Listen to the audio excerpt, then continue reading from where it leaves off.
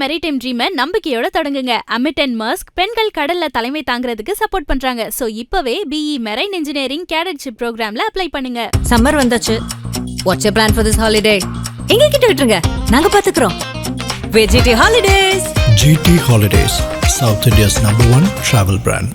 பிஹேன் பக்தி நேயர்களுக்கு வணக்கம். நான் உங்கள் கண்மணி. இன்றைய நிகழ்ச்சியில நம்முடன் இணைந்திருப்பவர் ராம்ஜி சுவாமிகள் அவர்கள். வணக்கம் சார். வணக்கம் சார். இன்றைய நிகழ்ச்சியில குரு பயிற்சி பத்தி தான் உங்ககிட்ட நான் கேட்க போறேன். ஸோ குரு பயிற்சி அப்படின்றது என்ன? ஒவ்வொரு வருடமும் இந்த உலகமே, ஒட்டுமொத்த உலகமே எதிர்நோக்கி இருக்கின்ற ஒரு அற்புதமான விஷயம் என்றால் அது குரு பயிற்சியைத்தான் நாம் சொல்ல வேண்டும். குரு அப்படிங்கிறது என்னன்னா, ஒரு அம்மா ஒரு குழந்தையை இடுப்புல வைத்துக்கொண்டு தன்னுடன் வைத்துக்கொள்ள ஆசைப்படுகிறார். ஒரு அப்பா அந்த குழந்தையை தோளில் தூக்கி தான் காணாத உலகத்தை நீ பார் என்று தோளில் தூக்கி கொள்கிறார். அந்த அப்பா தான் அந்த குருவை அறிமுகப்படுத்துறார். அம்மா தான் அப்பாவை அறிமுகப்படுத்துறார், அப்பா குரு அறிமுகப்படுத்துறார். அந்த குரு தெய்வத்தை அறிமுகப்படுத்துகிறார். அதனாலதான் பெரியவங்க மாதா பிதா குரு தெய்வம் என்று சொல்லுகிறார்கள். இந்த குரு பயிற்சி ஏன் இத்தனை சிறப்புற்று விளங்குகிறது ஒவ்வொரு வருடமும் அப்படின்னா, இந்த குரு பலம் இருந்தாதான். ஒரு கல்யாணம் ஆயிடுச்சா, குரு பலம் வந்தாச்சா கேட்கிறாங்க. ஒரு குழந்தை பிறக்க போதா, குரு பலம் வந்தாச்சா? எதா இருந்தாலும் குரு பலம் வந்தாச்சாங்கிறது அடிப்படை கேள்வி. குருவினுடைய பலம் இருந்தால்தான் ஒரு வாழ்வு செம்மை பெறும் என்பது ஒரு தீர்க்கமான நம்பிக்கை. ஒவ்வொரு வருடமும் குருவுக்கு பாத்தீங்கன்னா ஒரு வருடத்திற்கு ஒரு பாகை ஒரு 30 டிகிரியை டிராவல் பண்றார். மகரத்திலிருந்து கும்பத்திற்கு போகிறார், கும்பத்திலிருந்து மீனத்துக்கு போற, மீனத்திலிருந்து மேஷம் ஒரு தடவையும். அவ்வகையில இந்த வருடம் குரு பகவான் ரிஷபத்திலிருந்து மிதுன ராசிக்கு வருகிறார். அந்த வரும் தேதிகள்னு பார்த்தீங்கன்னா 2025 மே மாதம் 15ஆம் தேதி குரு பகவான் ரிஷபத்திலிருந்து மிதுன ராசிக்கு பயிற்சி அடைகிறார். அடுத்ததா மிதுன ராசி நேயர்களுக்கு இந்த குரு பயிற்சி பலன் எப்படி இருக்கும்? மிதுன ராசிக்காரர்களை பொறுத்த வரைக்கும் ராசியிலே குரு பகவான் வந்து விட்டார். ராசியில் இருக்கக்கூடிய குரு பகவான் 5, 7, 9 பார்க்கிறார். 5ஆம் இடமாகப்பட்ட புத்திரஸ்தானத்தை குரு பகவான் பார்க்கிறார். உடம்புல குரு பகவான் வந்தாலே என்ன ஆகும்னா, உடம்பை விட்டு தேவையில்லாத நம்மளுடைய எதிர்மறை எண்ணங்கள் எல்லாம் விலக செஞ்சிருவார். குரு பகவான் எல்லாத்தையும் பாசிட்டிவா யோசிக்க வைப்பார்.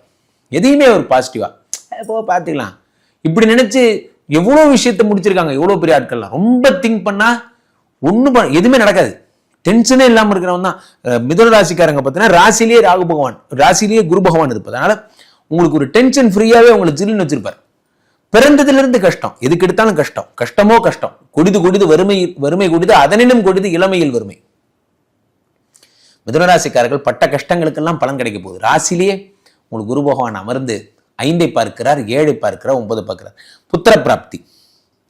அப்போ குரு பகவான் உங்களுக்கு 5ஆம் வீட்டை குரு பகவான் பார்க்கும் பொழுது புத்திர பிராப்தி என்பது உண்டாகும். நிறைய பேர் பார்த்தீங்கன்னா IVF, IUI போன்றவை எல்லாம் செஞ்சு அதெல்லாம் உங்களுக்கு ஓகேவே ஆயிருக்காது. நிறைய பேர் இன்னைக்கு கூட்டம் 5ஆம் வீட்டில் குரு பகவான் பார்க்கும் பொழுது நேச்சுரலாவே குழந்தை பிறப்புக்கான வழிகள் போன்றவை கிடைக்கும். நிறைய பேருடைய சிக்கலே தான், எனக்கு எல்லா வசதிகளும் இருக்கு குருஜி, ஆனால் எனக்கு ஒரு குழந்தை மட்டும் கிடைக்கல. 10 வருஷமா ட்ரை பண்ணி பார்த்தேன், எனக்கு ஒரு குழந்தைங்கிறது மட்டுமே ஓகேவே ஆகல. அது என்ன ஜென்மத்து பாவமோ தெரியல. அது மாதிரிலாம் உங்களுக்கு நீங்களே கவலைப்பட, அதெல்லாம் ஒன்றும் கிடையாது. உண்மையை சொல்லப்போனால் அதுக்கான ஒரு நேரம் வரல, அவ்வளோதான். இந்த வருடம் குரு பகவான் வந்துட்டார், குரு 5 பார்த்துட்டார், இந்த வருஷம் குழந்தை பிறக்க போகுது, அவ்வளோதான். சார் கல்யாணம் ஆகிற வரைக்கும் கல்யாணம் ஆகலைன்னு கஷ்டம் சார். கல்யாணம் ஆனதுக்கு அப்புறமா பொண்டாட்டி எப்படி மேனேஜ் பண்றதுங்கிறது 2வது கஷ்டம். 3வது கஷ்டம் என்னன்னா, குழந்தை பிறந்தது. பிறக்கிற வரைக்கும் தான் அதெல்லாம் ஜாலி. பெரிய பெரிய டென்ஷன் மாதிரி இருக்கும். வா என் தேவதையில பாட்டெல்லாம் பாடிட்டு இருப்பீங்க. அது பிறந்ததுக்கு அப்புறம் ஸ்கூல் ஃபீஸ் கட்டும்போது தான் தெரியும் உங்களுக்கு. அப்படியே EMI ஏறிட்டே போகும் ஒன்னொன்னா. அப்போ ஒவ்வொரு விஷயமே இது பெரிய விஷயம் நினைச்சிட்டே இருப்போம். எதுவுமே பெரிய விஷயம் கிடையாது. எல்லாமே அந்த வேலை நீங்க அடிச்சுட்டு போயிட்டே இருக்கு. நீங்க கல்யாணம் பண்ணிட்டீங்க, குழந்தை பிறந்துருச்சு, அது ஸ்கூலுக்கு போய் இப்ப காலேஜுக்கு போயிருச்சு, திரும்பி பார்த்தீங்கன்னா வாழ்க்கை ஈஸியாக முடிஞ்சு போச்சு, அவ்வளவுதான். இதுக்கு போய் இவ்வளோ டென்ஷன் எடுத்துக்கிட்டு அந்தந்த நேரம் வரும்போது அது நடக்கும். 5ஆம் வீட்டை குரு பகவான் பார்த்து விட்டார், குழந்தை பிறக்க போகுது. இந்த வருடம் ஜாலி. 5 குரு பார்க்கறதுனால சொத்து சேரும். நிறைய பேர் விஷயங்கள் பார்த்தீங்கன்னா சொத்து சும்மாவே சொத்து வரும். அவர்கள் பார்த்தீங்கன்னா அவங்களுடைய யாராவது வாரிசு, நம்ம தாத்தா, நம்ம மேல பிரியமா இருக்கிற தாத்தா, என்னோட லாஸ்ட் பையன் தான் பார்த்தீங்கன்னா தருதலையா சுத்திட்டு இருக்கான், இதெல்லாம் எப்படி உருப்பட போறது இல்லை அப்படின்ட்டு நமக்கு 2 கடை எழுதி வச்சுட்டு போயிடுவார். கஷ்டப்பட்டு படிச்சிருப்பான் அண்ணன், அவனுக்கு எழுதி வச்சிருக்க மாட்டார். அவன் உங்ககிட்ட தான் படிப்பு இருக்கேப்பா அப்படின்றது. இதெல்லாம் நியாயமே இல்லையா?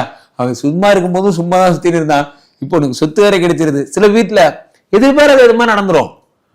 அவன் பிறந்ததுல இருந்தே ஜாலியா இருப்பான் சார், அப்பயும் ஜாலியா இருந்தான். அவன் ஜாலியா இருக்கானே, அவன் படிக்க மாட்டான், உருப்பட மாட்டான்னு நினைச்சா அவங்க தாத்தா 2 கடை எழுதி வச்சிருவான். இப்ப பாத்தீங்கன்னா இந்த முதல் பையன் நிறைய படிச்சான் பாத்தீங்களா, அவன் இவன் கடையில் வந்து வேலை செய்வான். வேணா நம்ம அண்ணன் சும்மா தான் இருக்காரு, நம்ம கல்லாப்பட்டில் உட்கார வச்சுக்க வேண்டியது. இப்படி கதையில நான் பார்த்துருக்கேன். யாரை நம்ம ஒண்ணு ஆகாதுன்னு நினைக்கிறோமோ அவன் தான் முதலாளி ஆயிடுவான். நிறைய படிச்சவங்க எதுக்கு கம்ப்யூட்டர் ஆபரேட் பண்ணது நல்ல ஆள் தேவை. மைக்ரோசாஃப்ட் ஓனர் எழுதினார், நான் I'm not the good engineer, ஆனா என்னோட நிறைய பெரிய பெரிய இன்ஜினியர்லாம் எங்கிட்ட வேலை பார்க்குறாங்கன்னு. I'm not the good engineer, நான் ஒத்துக்கிறேன், ஆனா பெரிய பெரிய இன்ஜினியர்லாம் எங்கிட்ட வேலை பார்க்குறாங்க அப்படின்னு எழுதினார். யாரு டான் அப்படின்னா நீங்க தான் டான். 5 குரு பார்த்துட்டாருல, அவ்வளவுதான் சார். எந்த ஒரு விஷயமே எடுத்துக்கோங்க சார், உங்களுக்கு எது கிடைக்குதுங்கிறது தான் முக்கியம். குரு பகவான் ஒரு வீட்டுல ரொம்ப கஷ்டப்பட்டு இருப்பான் சார். எந்த ஒரு டூருக்கு ஆள் பிடிக்கிறாங்கன்னு வச்சுக்க, ஒரு டூருக்கு ஆள் பிடிக்கிறான், ஒரு என்ன காசி கயா புத்தர் அந்த இதெல்லாம் கூட்டு போறாங்களா, அந்த டூருக்கு ஆள் பிடிக்கிறான். ஒரு ஹஸ்பண்ட போய் கேளுங்க, சார் இந்த மாதிரி டூருக்கு வரீங்களா சார் அப்படின்னு கேளுங்க. அவன் என்ன சொல்லுவான், இருப்பா வரேன், 4 நாள் டூரா, என் ஒய்ஃப்ட கேட்டு வரேன், மத்தியானமா சொல்றேன். மத்தியானமா ஒய்ஃப்ட ஒன்றும் இல்லை, ஒரே டென்ஷனாக இருக்கு, தலை ஒரு பக்கமாக வலிக்குது, 4 நாளாக ஒரே டென்ஷன், எனக்கு கொஞ்சம் வெளியே விட்டினா நான் அப்படியே என் ஃப்ரெண்ட்ஸோட சேர்ந்து இவ்வளோ விட்டு போட்டதுக்கப்புறம் அந்த அம்மா ஓகே சொன்னா உண்டு. ஆனால் பெண்களுக்கு அந்த பிரச்சனைலாம் கிடையாது சார். அவங்க எடுத்தோடனே சொல்லிடுவாங்க, நீங்கள் என் பேர் போட்டுங்க, நான் அவர்கிட்ட சொல்லிக்கிறேன்பாங்க.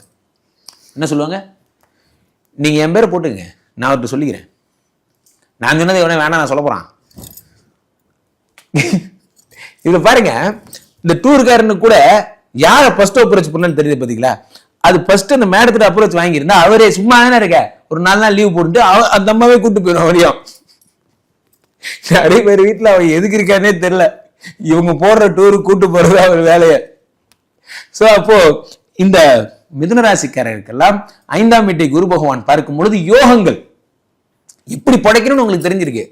அந்த வழி உங்களுக்கு ரூட்டை உருவாக்கி கொடுத்துறாரு. 7 குரு பார்த்துட்டாரு, கல்யாணம் ஆயிடுது. 9 குரு பார்க்கிறார், அதிர்ஷ்டம். அதிர்ஷ்டம் கூரை பிச்சுட்டு கொட்டுதும்பாங்கல்ல, அது உங்களுக்கு தான். இந்த வருடம் அதிர்ஷ்டசாலிகள்னா யாருன்னா மிதுனராசி. மிதுனராசிக்காரர்களை அடிச்சுக்க ஒருத்தன் பிறந்து வரணும். சூப்பரா இருக்க போறீங்க, 100க்கு 300 மார்க். அதுல யாருக்கெல்லாம் குரு பகவான் நான் வீக்குன்னு சொல்றோம், குரு பகவானுடைய இருக்கின்ற ஸ்தானம் சரியில்லை பார்த்துக்கோங்க அப்படின்னு சொல்றோமோ அவர்கள் எல்லாம் இப்பயே பரிகாரம் சொல்லிடுறேன். 3 கோயில்களுக்கு செல்ல வேண்டும். என்ன அப்படின்னு பாத்தீங்கன்னா, கும்பகோணம் அருகில் இருப்பவர்கள் ஆலங்குடி அப்படிங்கிற திருக்கோயிலுக்கு போய் அங்க போய் ஆபத்ஹாயேஸ்வரர் அங்க இருக்கிற சுவாமி, அங்க இருக்கிற குரு பகவான வழிபடுதல், தட்சிணாமூர்த்தி. சென்னை சரௌண்டிங்ல இருக்கிறவங்க எல்லாம் பாடி, நம்ம சென்னை பாடி அம்பத்தூர் பாடியில இருக்கிற திருவலியதாயம்னு பேரு, இங்க இருக்கிற கோயில் இருக்கிற குரு பகவான வழிபடுதல் குருஸ்தலம். அதே மாதிரி திட்டைன்னு ஒரு ஊர் இருக்கு, திட்டை கும்பகோணம் பக்கத்துல தான். அந்த திட்டைங்கிற ஊர்ல சென்று குரு பகவான வழிபடுதல் சிறப்பு. எப்படி வழிபடணும்?